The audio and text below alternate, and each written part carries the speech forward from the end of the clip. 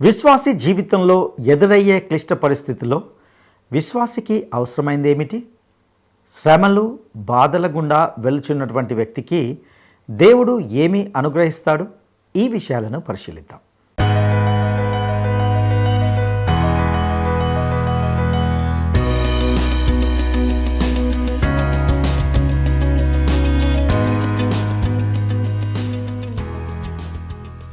మహాగణుడును రక్షకుడైన యేసుక్రీస్తు మహోన్నతమైన నామంలో ప్రేమధార టీవీ వీక్షకులందరికీ శుభములు తెలియజేస్తున్నాం. నేటి మన పాఠంలో మనము 2వ కొరింథీ పత్రిక 1వ అధ్యాయము 1 నుండి 12 వరకు ధ్యానించుకోబోతున్నాం. ఇందులో క్రైస్తవ జీవితంలో విశ్వాసులకు ఎదురయ్యే క్లిష్ట పరిస్థితుల్లో దేవుని ఆదరణ అవసరమని తెలియజేస్తున్నట్లుగా చూస్తాం. తను తాను అపోస్తలుడుగా పునరుద్ఘాటిస్తూ అపోస్తలుడైన పౌలు ఎంతో అధికారపూర్వకంగా దేవుని వాక్యాన్ని బోధించే వ్యక్తిగా తెలియజేస్తున్నట్లుగా గ్రహిస్తాం. పౌలు తనకు తానుగా సువార్త పనికి రాలేదు, దేవుడే అతన్ని పంపాడు.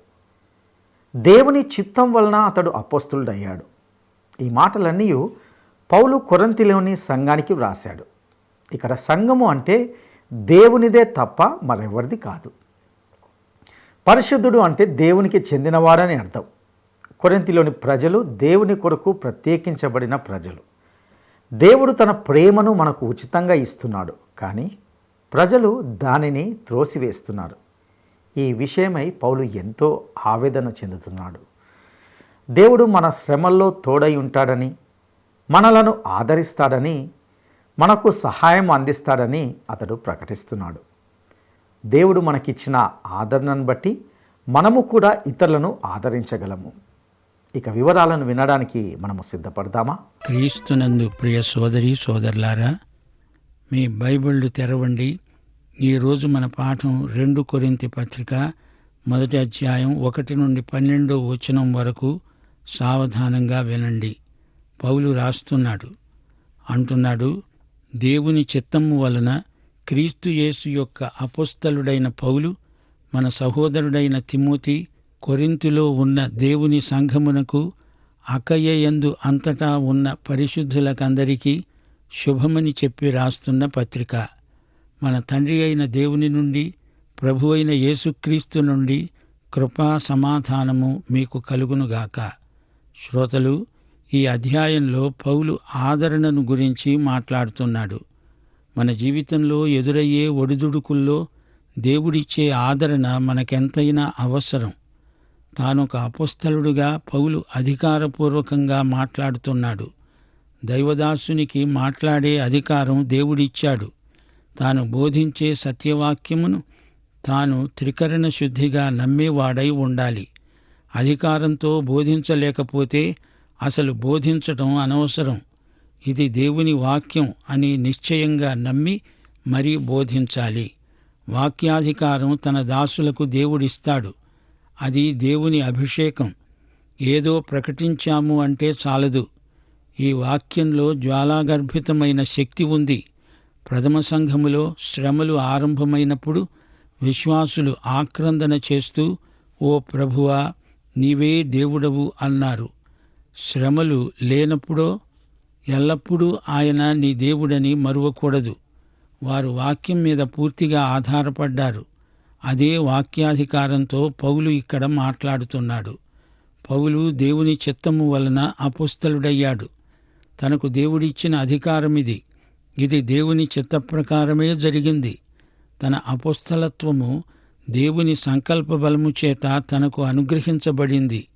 నీ జీవితం దేవుని సంకల్ప పరిధిలో ఉండాలి. నీవు ఎక్కడ ఉన్నా, ఏమి చేసినా అంతా దేవుని చిత్తములో భాగమై ఉండాలి.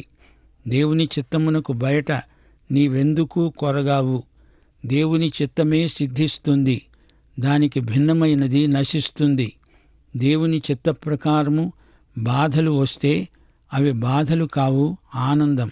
దేవుని చిత్తమైతే ఆస్పత్రి పడకే పూలపాన్పు కాగలదు. మన సహోదరుడైన తిమోతి అంటూ తిమోతిని పరిచయం చేస్తున్నాడు. సంఘానికి, విశేషించి పౌలుకు తిమోతి సోదరుడు. మరోచోట తిమోతి నా కుమారుడు అని పేర్కొన్నాడు. కొరింతులో ఉన్న దేవుని సంఘానికి పౌలు రాస్తున్నాడు. ఇది దేవుని సంఘం. పౌలు సంఘము కాదు, మరొకరి సంఘము కాదు. ఇది యేసుక్రీస్తు యొక్క సంఘం. ఆయన తన రక్తముతో కొన్న సంఘం. ఆయన స్వకీయ సంపాద్యం. సంఘం కోసం యేసు తన అమూల్య రక్తమును ధారపోశాడు గనుక నీవు నేను చౌకబారు మనుషులం కాము. నీ నా చిత్తము నెరవేర్చుకునే చోటు కాదిది. ఇది యేసుక్రీస్తు యొక్క స్వంతం. అకయ్యయందంతటా ఉన్న పరిశుద్ధులందరినీ ఉద్దేశించి పౌలు ఈ ఉత్తరం రాస్తున్నాడు. ఈ పత్రిక కేవలం ఒక్క కొరింతు సంఘానికే పరిమితం కాదు. అకయ్య ప్రాంతీయులందరికీ ఈ పత్రికలో సందేశమున్నది. సువార్త ఎంత దూరం ప్రకటించబడిందో అక్కడి ప్రజలందరూ సాక్షులు. విన్నవారు వినని వారికి సువార్తను అందించారు. అకయ్య ప్రాంతం భౌగోళికంగా ఎంతో అందమైంది. ఎక్కడ చూచినా ద్రాక్ష తోటలే. అక్కడి పూల తోటలు ఎంతో సువాసన భరితములు, ఆకర్షణీయమైనవి. ఆ పరిసరాలు ఎంతో హాయి గొల్పుతాయి. కొరింథీ పట్టణ సంఘంలోని క్రైస్తవులు పాపంతో చెర్లాటలాడుతున్నారు. పౌలు ప్రకటించిన సువార్త విన్నప్పుడు వారి కంటి పొరలు రాలిపడ్డాయి. చీకటి హృదయాలలో వాక్యము వెల్లడి అయినందున వెలుగు కలిగింది. పాపము నుండి తొలగి క్రీస్తు వైపునకు తిరిగారు. వారు అకయ్యయందంతటా సువార్త ప్రకటించారు, సాక్ష్యమిచ్చారు. క్రీస్తు కోసం ఈ విధంగా ఆత్మలను సంపాదించారు. పౌలు వీరందరితో మాట్లాడాడు. అకయ్యలోని పరిశుద్ధులందరికీ ఈ లేఖ రాస్తున్నాడు. ఇది సువార్త లేఖ. కొరింతులోనే కాదు, ఏ ఊళ్ళో ఏ పట్టణంలో క్రైస్తవ సంఘం ఉన్నా అది దేవుని సంఘమే. ఈ పరమసత్యాన్ని మనమెన్నడూ మరువకూడదు. శుభవచనం చెబుతూ అన్నాడు, మన తండ్రి అయిన దేవుని నుండి, ప్రభువైన యేసుక్రీస్తు నుండి కృపా సమాధానము మీకు కలుగునుగాక. పౌలు ఇదే రీతిగా సంఘాలకు శుభం చెబుతాడు. దేవుని నుండి విశ్వాసికి ప్రాప్తించే 2 ఆధ్యాత్మిక వరాలు, కృప, సమాధానం. ఈ 2 జంట వరాలు. కనికరము చూపే తండ్రి, సమస్తమైన ఆదరణను అనుగ్రహించే దేవుడు, మన ప్రభు అయిన యేసుక్రీస్తు తండ్రి అయిన దేవుడు స్తుతించబడునుగాక. దేవునికి స్తోత్రము కలుగునుగాక. మనం దేవుణ్ణి ఎడతెగక స్తుతించాలి. ఆయన స్తుతికి పాత్రుడు. వృద్ధులు, విశ్వాస జీవితయాత్రలో అనుభవమున్న ప్రార్థనాపరులు ఎక్కువగా దేవుణ్ణి స్తుతిస్తారు. కీర్తనలు 34 మొదటి వచనంలో దావీదన్నాడు, నేనెల్లప్పుడూ యెహోవాను సన్నుతిస్తాను, నిత్యము ఆయన కీర్తి నా నోట ఉంటుంది. స్తుతించటం ఎంతసేపు అనేవారికి దావీదు మంచి జవాబిచ్చాడు. 50వ కీర్తన 23వ వచనం, స్తుతియాగము అర్పించేవాడు నన్ను మహిమపరుస్తున్నాడు. ప్రభు అయిన యేసుక్రీస్తు తండ్రి అయిన దేవుడు స్తుతించబడునుగాక. త్రిత్వములో అది ఆయన స్థానం. తండ్రి అయిన దేవుడు, దేవుడు లోకమును ఎంతో ప్రేమించి తన అద్వితీయ కుమారుణ్ణి మనకిచ్చేశాడు. యేసు కుమారుడుగా తండ్రితో గల సంబంధం అద్వితీయమైనది. యేసు దేవుని నిత్య కుమారుడు. దేవుడాయనకు నిత్య తండ్రి.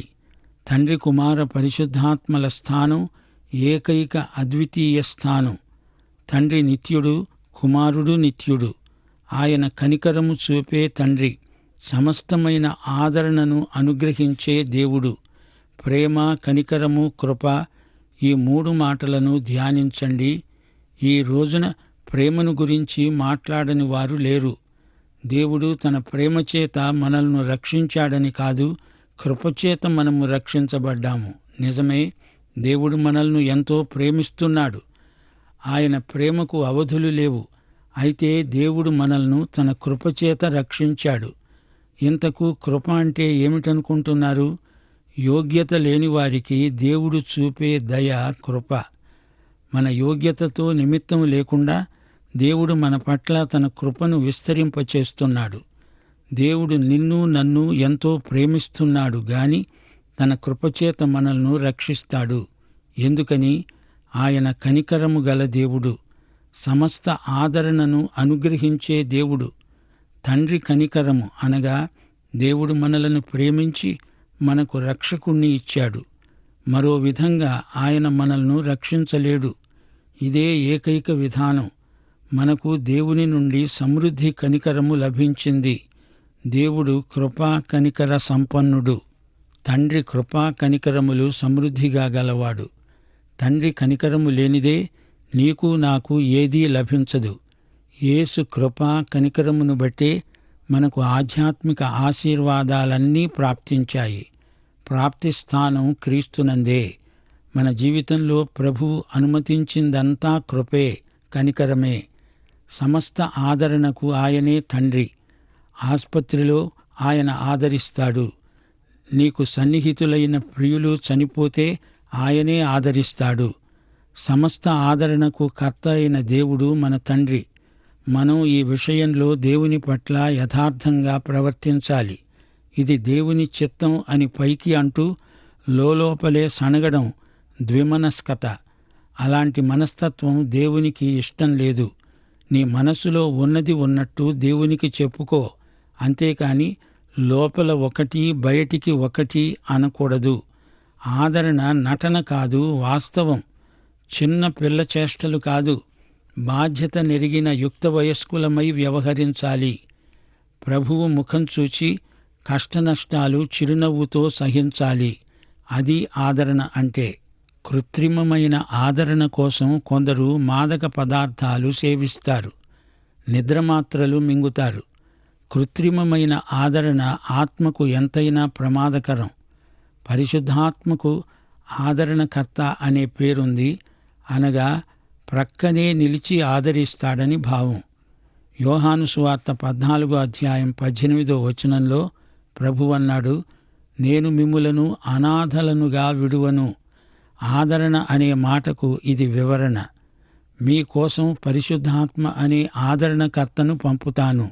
ప్రేమించదన్ అధికముగా ఆరాధింతున్ ఆసక్తితో ప్రేమించదన్ అధికముగా ఆరాధింతున్ ఆసక్తితో పూర్ణ మనసుతో ఆరాధింతున్ పూర్ణ బలముతో ప్రేమించదన్ ఆరాధన ఆరాధన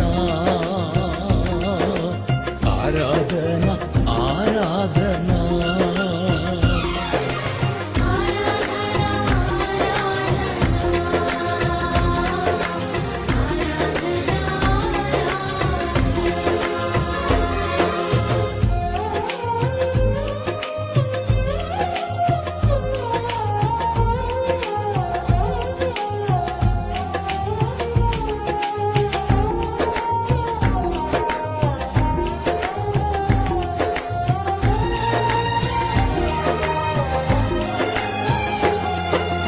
ఎబినేజరే ఎబినేజరే ఇంతవరకు ఆదుకున్నావు. ఎబినేజరే ఎబినేజరే ఇంతవరకు ఆదుకున్నావు. ఇంతవరకు ఆదుకున్నావు. నిన్ను పూర్ణ మనసుతో ఆరాధింతుం పూర్ణ బలముతో ప్రేమించదన్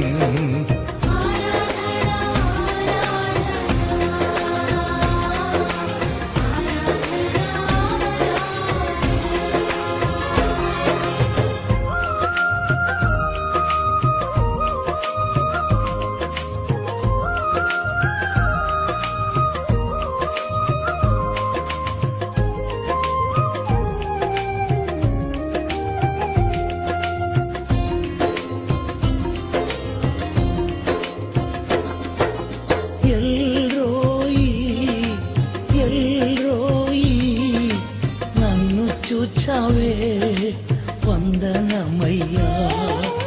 ఎల్రోయి ఎల్రోయి నన్ను చూచావే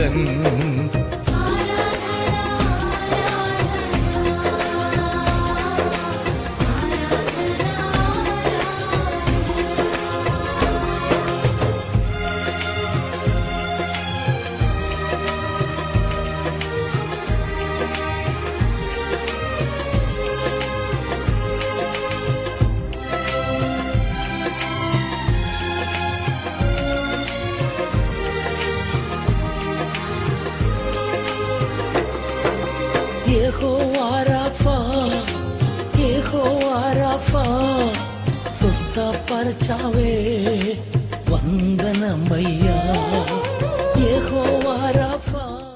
ఆదరణకర్త అనడానికి గ్రీకు భాషలో పారాక్లీట్ అని ఉంది. యోహాను సువార్త 16వ అధ్యాయం 7వ వచనంలో ప్రభువు అన్నాడు, నేను వెళ్ళిపోవడం మీకు ప్రయోజనకరం. నేను వెళ్ళని ఎడల ఆదరణకర్త మీ వద్దకు రాడు. నేను వెళ్ళిన ఎడల ఆయనను మీ వద్దకు పంపుతాను. ఇంతకు ఆదరణకర్త ఎలాంటివాడు?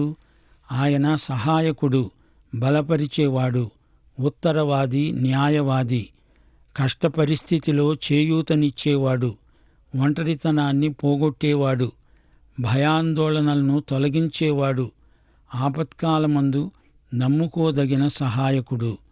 దావీదు తన 30వ కీర్తన 10వ వచనంలో అన్నాడు, యెహోవా ఆలకించు, నన్ను కరుణించు, యెహోవా నాకు సహాయకుడివై ఉండు, ఆదరణకర్త నన్నాదరించు అని శరణాగతుడైన విశ్వాసి చేసే ఆక్రందన. సమస్త ఆదరణకు దేవుడు కర్త అయినవాడు మన తండ్రి. దేవునికి స్తోత్రం. 2 కొరింథీ 1వ అధ్యాయం 4వ వచనం, దేవుడు మమ్ములను ఏ ఆదరణతో ఆదరిస్తున్నాడో ఆ ఆదరణతో ఎట్టి శ్రమలలోనైనా ఉన్నవారినైనా ఆదరించడానికి శక్తి గలవారము అయ్యేటట్లు ఆయన మా శ్రమ అంతటిలో మమ్ములను ఆదరిస్తున్నాడు. శ్రోతలు వింటున్నారా? మన శ్రమలన్నిటిలో మనలను ఆదరించే దేవుడు మనకున్నాడు. ఇంకా పగలు ఉన్నప్పుడు చీకటి పడకముందు ఎవరైనా వచ్చి ప్రోత్సాహకరమైన మాటలు 4 చెప్పవచ్చు. మనకు తాత్కాలికమైన ఆదరణ కలిగినట్లు అనిపిస్తుంది. అయితే ఘోరమైన శ్రమల్లో మనకు బలమైన ఆదరణ కావాలి. పౌలుకు అలాంటి అనుభవాలెన్నో ఉన్నాయి. జీవితంలో విపత్కర పరిస్థితుల్లో మనకు ఆదరణ కావాలి. ఒక్కొక్కప్పుడు విషాదకరమైన ఘడియలు ప్రాప్తిస్తాయి. ఆదరణ కోసం మనస్సు అటూ ఇటూ చూస్తుంది. శ్రోతలు వింటున్నారా? క్రైస్తవం అంటే ఏదో సిద్ధాంతం మాత్రమేనా? ప్రత్యేక సందర్భాలలో వేసుకునే అంగీనా? మతాచారమా? ఆయా సందర్భాలలో వల్లించే మత విషయక పదజాలమా? కాదు. క్రైస్తవం అపోస్తలుడైన పౌలు జీవిత విధానం. సిద్ధాంతం కాదు, జీవిత శైలి. 5-6 వచనాలు. క్రీస్తు యొక్క శ్రమలు మాయందు ఎలాగు విస్తరిస్తున్నాయో అలాగే క్రీస్తు ద్వారా ఆదరణ కూడా మాకు విస్తరిస్తున్నది. మేము శ్రమ పొందినా మీ ఆదరణ కొరకు, రక్షణ కొరకు పొందుతాము. మేము ఆదరణ పొందినా మీ ఆదరణ కొరకై పొందుతాము. ఈ ఆదరణ మేము కూడా పొందుతున్న ఆ శ్రమలను ఓపికతో సహించడానికి కార్యసాధకమై ఉన్నది. సోదరీ సోదరులారా, వింటున్నారా? పౌలు తన శ్రమానుభవాలను మనతో పంచుకోబోతున్నాడు. ఈ మాటలు రాస్తున్నప్పుడు పౌలు శ్రమల మధ్య ఉన్నాడు. అయితే దేవుని ఆదరణను సమృద్ధిగా అనుభవిస్తున్నాడు. మీరు శ్రమలలో ఎలాగు పాలివారై ఉన్నారో అలాగే ఆదరణలోనూ పాలివారమై ఉన్నామని ఎరుగుదుము. గనుక మిమ్మును గూర్చిన మా నిరీక్షణ స్థిరమై ఉన్నది. సహోదరులారా, ఆసియాలో మాకు తటస్థించిన శ్రమలను గూర్చి మీకు తెలియకుండా ఉండడం మాకిష్టం లేదు. అదేదనగా మేము బ్రతుకుతామనే నమ్మకము లేక ఉండేటట్లుగా మా శక్తికి మించిన అత్యధిక భారము వలన కుంగిపోయాము. మరియు మృతులను లేపే దేవుని యందే కాని మాయందే మేము నమ్మిక ఉంచకుండా మరణమవుతామనే నిశ్చయము మా మట్టుకు మాకు కలిగింది. ఆయన అట్టి గొప్ప మరణము నుండి మమ్మును తప్పించాడు. ఇక ముందు కూడా తప్పిస్తాడు. మా కోసమై ప్రార్థన చేయడము వలన మీరు కూడా సహాయము చేస్తూ ఉండగా ఆయన ఇక ముందుకు మమ్ములను తప్పిస్తాడని ఆయన యందు నిరీక్షణ గలవారమై ఉన్నాము. శ్రోతలు, పౌలు చెబుతున్న ఈ సాక్ష్యం మనకెంతో ఆశ్చర్యం గొలుపుతోంది. మనకు కష్టనష్టాలు, రోగాలు, నొప్పులు ఎందుకొస్తాయి? పౌలుకు జబ్బు చేసింది, చనిపోయే పరిస్థితి దాపురించింది, బతుకుతాననే నమ్మకం లేకుండా పోయింది, తనకది మరణశిక్షగా తోచింది, తానొక హతసాక్షి కాబోతున్నాడనిపించింది. అయితే మృతులను లేపే దేవుడే మమ్మును తప్పించాడు, తప్పిస్తున్నాడు. ఆయన యందే మా నిరీక్షణ కేంద్రీకరించబడింది అంటున్నాడు పౌలు. మనం కూడా పునరుత్థానుడైన యేసునందు అలాంటి నిరీక్షణను సాధకం చెయ్యాలి. ఈ విధంగా మన అనుభవాల ద్వారా ఇతరులకు ఆదరణ కలిగించిన వారమవుతాము. ఇదంతా దేవుని కనికరమే. మన ఆరోగ్యము, ఐశ్వర్యము, తలాంతులు, వరాలు, వనరులు అన్నీ ఇతరులతో పంచుకున్నప్పుడు వారికి ఆదరణ కలిగించిన వారమవుతాము. ఇదంతా దేవుని కనికరంలో భాగమే అనిపిస్తోంది పౌలుకు. క్రీస్తు కోసం, ఆయన మహిమ కోసం శ్రమలు అనుభవించే వారికి ఇతరులను ఆదరించే కృప అలవడుతుంది. జీవితకాలమంతా కృపాక్షేమములు, కనికరము, మంచితనము మన వెంట ఉంటాయి అని దావీదు 23వ కీర్తనలో గానం చేశాడు. ఇరుకు మార్గంలో, గతుకుల దారిలో కుడి ఎడమలకు తొలగకుండా ఆయన కృపా, కనికరము, సౌజన్యము మనకు తోడై ఉంటాయి. ఆయన కనికరము చూపే మన తండ్రి, సమస్తమైన ఆదరణను అనుగ్రహించే దేవుడు. ఆయన మనల్ని ఈ ఇరుకు ఇబ్బందుల నుండి తప్పిస్తాడు. ఈ నిరీక్షణ మనకెంతో ఆదరణ. మన ఆదరణ ఇతరులను ఆదరిస్తుంది. శ్రోతలు, పౌలు చేసిన పరిచర్య ద్వారా ఎందరికో ఆదరణ కలిగింది. మన శ్రమానుభవం ఇతరులకు ఆదరణ గొలుపుతుంది. పౌలుకు తటస్థించిన శ్రమలలో దేవుని కనికరాన్ని తాను చూడగలిగాడు. కనికరం, ఆదరణ, ఈ రెండు భావనలు మనకందరికీ ఎడతెగని దీవెనలు. కొరింథీ సంఘస్థులారా, ప్రార్థన చెయ్యండి అని పౌలు అడుగుతున్నాడు. అనేకుల ప్రార్థన ద్వారా మాకు కలిగిన కృపావరము కొరకు అనేకుల చేత మా విషయమై కృతజ్ఞతాస్తుతులు సమర్పించబడతాయి. మా శ్రమలు ఇతరుల మేలుకే సమకూడి పరిణమిస్తాయి. ఇతరుల ఆదరణ కొరకే దేవుడు మనకు కష్టాలు రానిస్తాడు. ఆసియాలో నేను అనుభవించిన మరణ శ్రమలు మా శక్తికి మించినవి. దుర్భరమైన శ్రమలలో మేమెంతో కుంగిపోయాము. బతుకుతామనే నమ్మకం లేకుండా పోయింది. ఆసియాలో మాకు అలాంటి శ్రమలు తటస్థించాయి అంటూ పౌలు సాక్ష్యమిస్తున్నాడు. ఎండ, గాలి ఈ రెండిటి మధ్య పోటీ పడిందిట. ఒకడు కోటు ధరించి వెడుతున్నాడు. గాలి అన్నదిట, అతని కోటును లేపేస్తాను. గాలి తీవ్రంగా వీచటం మొదలుపెట్టింది. గాలి ఉధృతమైన కొద్దీ అతడు తన కోటును ఇంకా గట్టిగా పట్టుకొని కోటును ఒంటికి కప్పుకుంటున్నాడు. అప్పుడు ఎండ తన పని మొదలుపెట్టింది. ఎండ తీవ్ర రూపం దాల్చింది. అతడు ఉక్కబోస్తుంటే భరించలేక కోటును తీసివేశాడు. గాలి చెయ్యలేనిది ఎండ చేసింది. ఇది కథ. శ్రమల గాలి ఎంత తీవ్రమైనా మన రక్షణ వస్త్రాన్ని, నీతి వస్త్రాన్ని ఇంకా గట్టిగా పట్టుకొని కప్పుకుంటాము. గాని ఎండకు తట్టుకోలేక లోకంతో రాజీ పడతాము. 12వ వచనం, మా అతిశయమేదనగా లౌకిక జ్ఞానమును అనుసరించక దేవుడు అనుగ్రహించే పరిశుద్ధతతో, నిష్కాపట్యముతో దేవుని కృపనే అనుసరించి లోకంలో నడుచుకున్నామని, విశేషముగా మీ ఎడల నడుచుకున్నామని మా మనస్సాక్షి సాక్ష్యమిస్తున్నది. ఈ లోకంలో మా జీవిత విధానాన్ని చూడండి. లౌకిక జ్ఞానం నాకు లేదు. పరిశుద్ధంగా, యథార్థంగా, నిజాయితీ కలిగి ఈ లోకంలో బతుకుతున్నాను. దేవుని కృపను అనుసరించి జీవిస్తున్నాను.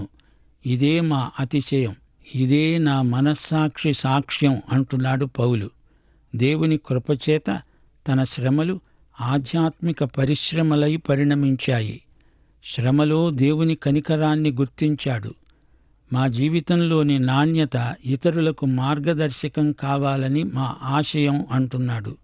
ప్రియశ్రోత, నీవు యేసుక్రీస్తును నీ స్వకీయ రక్షకుడుగా ఎరుగుదువా?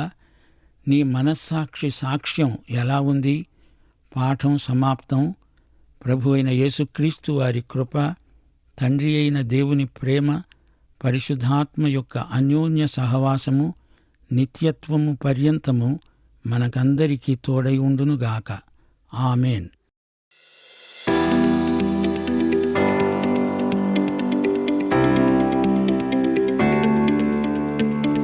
రెండవ కొరింథీ పత్రికను వ్రాస్తున్నప్పుడు కొరింథీ సంఘానికి, అకయలో ఉన్నటువంటి పరిశుద్ధులకు అపోస్తలుడైన పౌలుతో పాటు శుభములు తెలియచేసిన వ్యక్తి ఎవరు? 1 తీతు, 2 తిమోతి, 3 ఎపఫ్రోదు. ఈ ప్రశ్నకు సరైన జవాబును ఈ వాట్సాప్ నంబర్కు పంపండి. ప్రియులారా, ఇంతవరకు మనము అనేక సత్యాలను తెలుసుకున్నాం. ఇందులో పౌలు దేవుని యొక్క ఆదరణ ఎట్టిదో ఎంతో విపులంగా వివరించినట్లుగా చూశాం. కొరింథీ సంఘంలోని విశ్వాసులను బలపరుస్తూ ఈ విషయాలను తెలియజేశాడు. క్రీస్తు శ్రమలను పంచుకోవడం అంటే ఆయనను అనుసరించడం వలన మనకు శ్రమ కలుగుతుందని అర్థం.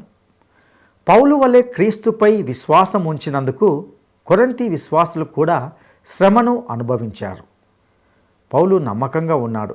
కొరింథీ ప్రజలు అతనిలా కష్టాలను అనుభవించవలసి వచ్చింది. అయితే పౌలు ఆ శ్రమల ద్వారా దేవుని అందే నమ్మిక ఉంచాలని అతడు నేర్చుకున్నాడు. దేవుడు మరణం కంటే శక్తివంతమైనవాడు. ఆ భయంకరమైన పరిస్థితి నుండి దేవుడు పౌలును రక్షించాడు. దేవుడు మనకు శ్రమల్లో దేవుడు. శ్రమలు లేనప్పుడు కూడా ఆయన మనకు దేవుడే. ఆదిమ సంఘంలో భక్తులు వాక్యం మీద ఆధారపడ్డారు. దేవుని చిత్త ప్రకారము బాధలు వస్తే ఆయన యందు మనము ఆనందించాలి. దేవుని సంఘము క్రీస్తు రక్తం చేత కొనబడింది.